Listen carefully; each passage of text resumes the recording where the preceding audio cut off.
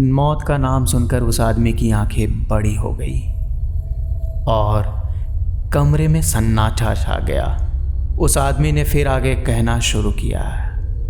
सुबह का समय था, अच्छी खासी धूप निकली हुई थी। सूरज ने उस जगह अपनी अच्छी छाप छोड़ रखी थी।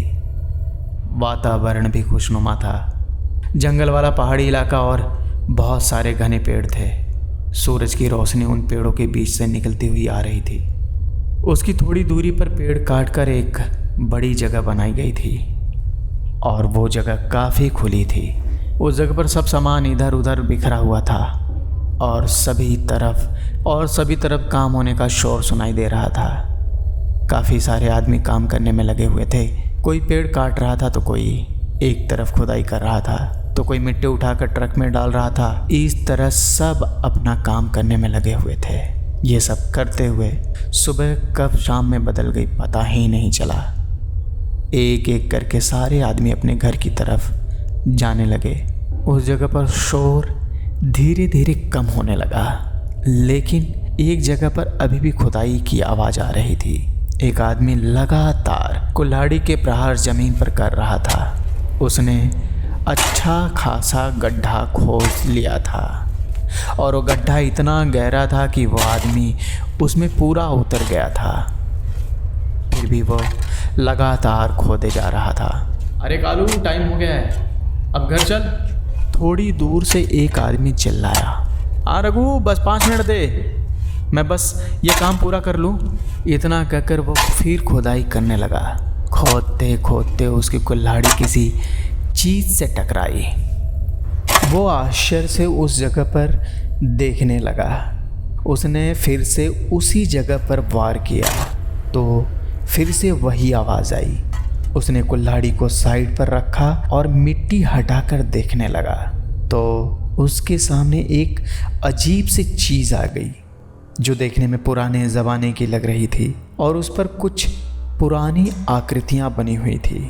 उसने उसे बाहर निकाला और मिट्टी हटाकर सूरज की धूप में देखने लगा।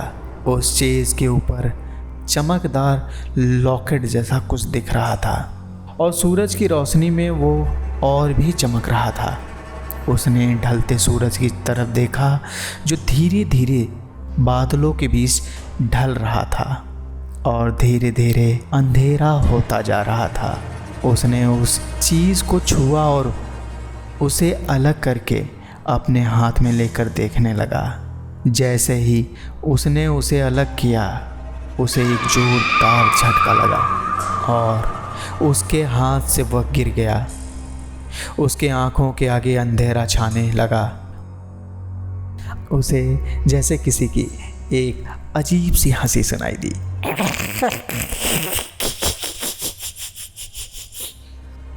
वो ज़मीन पर बैठ गया और अपने आंखें खोल कर देखी। वहाँ लॉकेट उसके हाथ में नहीं था। उसने अपनी आसपास नज़र घुमाई तो एक अजीब सा सन्नाटा छाया हुआ था। उसने आसमान की तरफ देखा तो काले बादल छाने लगे थे और काले बादलों ने सूरज को ढक लिया था। आसमान पूरी तरह से काले बादलों से ढका हुआ था और ठंडी हवाएं ज़ोर ज़ोर से बहने लगी थी। तभी अचानक रघु की आवाज़ आई। अरे कालू चल, अब घर चलते हैं, लगता है कि बड़ा तूफान आने वाला है।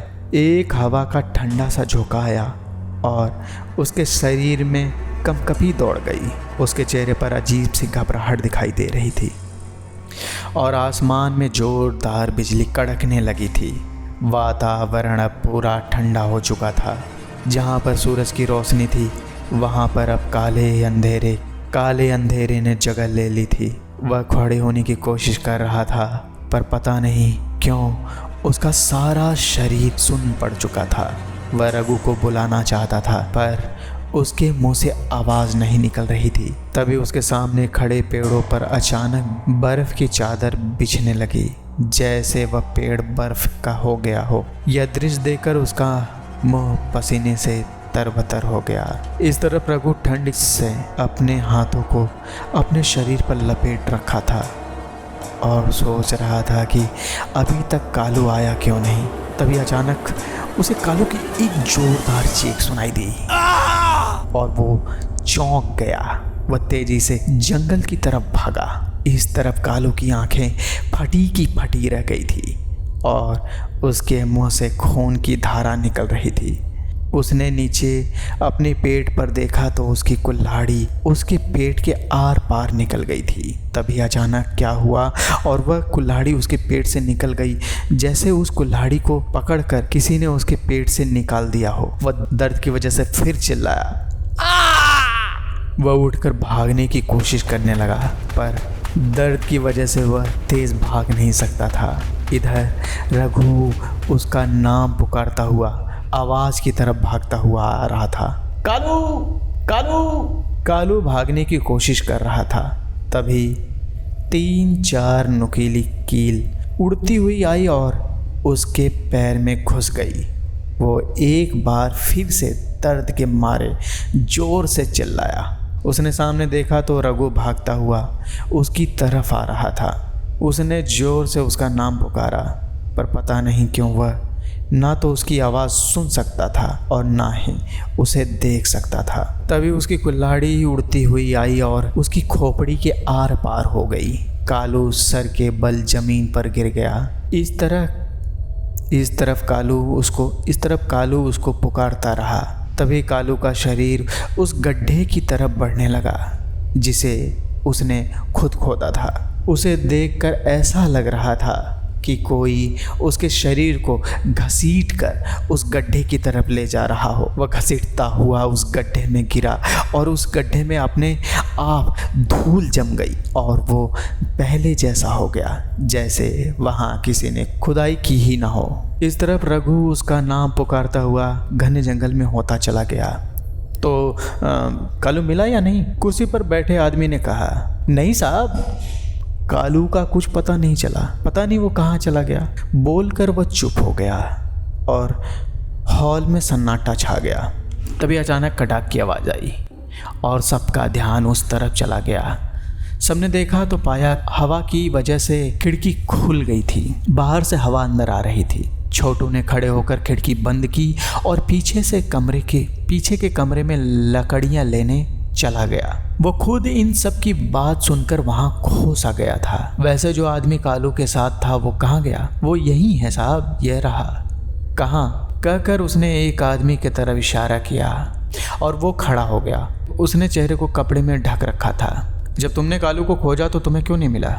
नहीं जानता साहब, उसकी और मेरी दूरी कुछ ही फासले पर थी, लेकिन मैं उसे ढूंढ नहीं पाया। मैंने सिर्फ उसकी दर्द भरी चीख सुनी थी, इसके अलावा कुछ नहीं, रघु ने डरते हुए कहा। बहुत अजीब बात है, यह एक आदमी अचानक ऐसे कैसे गायब हो सकता है? मैं आपको बोल रहा हूँ ना साहब, वहाँ कोई शैतान का वास है, क्योंकि ऐसे काम वही कर सकता है और हमने उसे जगा दिया है। ये सब बेकार की बातें हैं, इनका कोई मतलब नहीं, यह ज़रूर कुछ और है।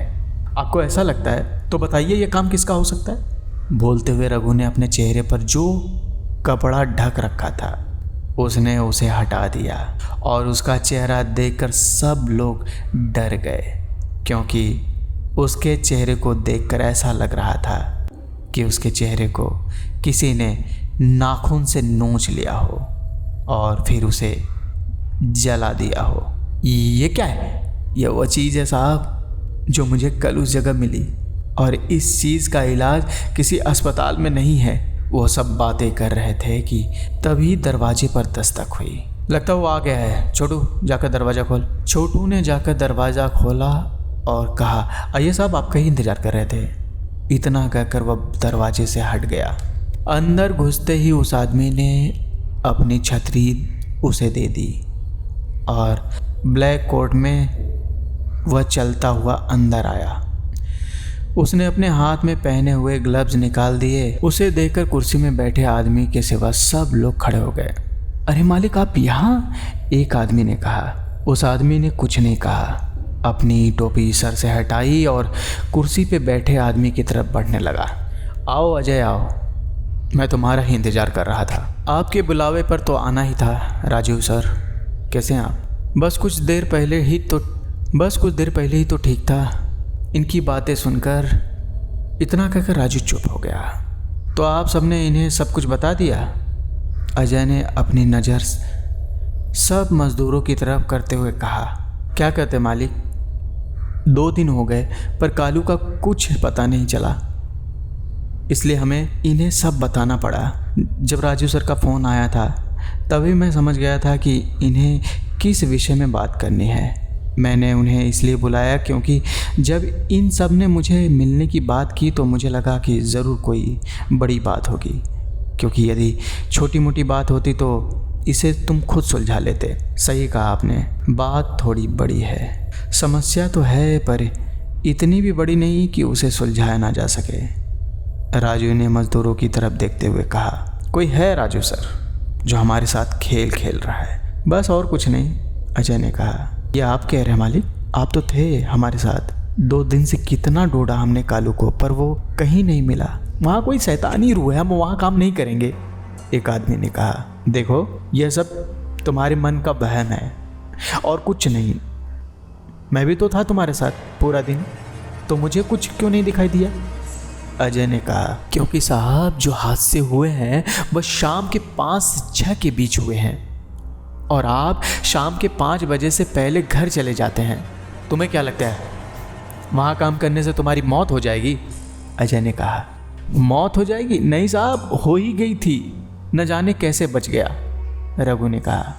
अच्छा, तो फिर ठीक है, आज रात को मैं वहाँ जाऊँगा और अगर मैं ज़िंदा वापस लौटा तो आप सबको वहाँ काम करना पड़ेगा, अजय ने कहा। ये क्या कह रहे हैं आप साहब? उस जगह पर दिन में जाना भी खतरे से खाली नहीं है, आप तो फिर भी रात में जाने की बात कर रहे हैं। नहीं नहीं साहब, आप ऐसा मत कीजिए, रघु ने कहा। देखो, आज रात को वहाँ अजय जाएगा और वह सही सलामत वापस लौटा तो तुम सब कल से वहाँ काम करोगे, राजू ने कहा। ठीक है साहब, यदि सर वहाँ से कल सही सलामत वापस लौट आए तो हम वहाँ काम करेंगे। बोलते हुए एक मजदूर खड़े हो गए और एक एक करके हॉल से बाहर निकल कर अपने घर की तरफ बढ़ गए। सब मजदूरों के जाने के बाद राजू ने विस्की की एक बोतल निकाली और गिलास भरने लगा। उसने देखा तो अजय खिड़की के पास खड़ा था और बाहर की तरफ देख रहा था। ये गांव वाले बहुत चालू होते हैं, इन्हें लगता है कि ज़्यादा पैसे मिल रहे हैं तो लूट लेते हैं। तुमने सही दाव फेंका, उन्हें क्या पता कि कितने करोड़ का प्रोजेक्ट है, राजू ने अजय की तरफ देखकर कहा। बकवास नहीं है ये, इन सब की बातों में कुछ तो सच्चाई है, अजय ने राजू की तरफ देखते हुए कहा। क्या कहना चाहते हो तुम? क्या तुम इन सब की बातों पे विश्वास कर रहे हो? नहीं साहब, मैं उस बात पर विश्वास कर रहा हूँ जिसे मैंने खुद अपनी आँखों से देखा है और उसे बोलना बहुत मुश्किल है। क्या कहना चाह रहे हो तुम? यही कि सर, कालू की लाश मिल चुकी है। अब आगे क्या हुआ जाने अगले भाग में।